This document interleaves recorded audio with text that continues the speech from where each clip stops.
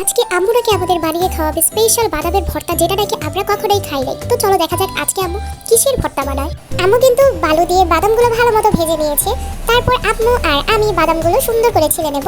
তো বাদামগুলো ছেলার পর বেশি কিন্তু বাদাম লাগবে, অল্প বাদামে হবে না, তাই আম্মু আর আমি দুজনে মিলে অনেকগুলো বাদাম ছিলে দিয়েছি। বাদামগুলো ছিলা হয়ে গেলে তারপর আমাদের প্রয়োজন হবে পেঁয়াজ, ধনিয়া পাতা, কাঁচামরিচ, টমেটো, আর সাথে কিন্তু আমি স্পেশাল বোম্বাই মরিচটা নিয়েছি, যেটাতে ঝাল আরও বেড়ে যাবে আর মজা তো অনেক হবে। আর লেবু কিন্তু একদমই লাগবে, লেবু ছাড়া হবেই না। তোমরা আরও বাড়িয়ে লেবু দিবে, কারণ যত লেবু দিবে তত মজা হবে। তারপর কিন্তু আম্মু দিয়ে দিয়েছে টমেটোগুলো কিন্তু আরও ছোট ছোট করে কাটতে হবে, বড় হয়ে গেছে কারণ কেটেছি আমি।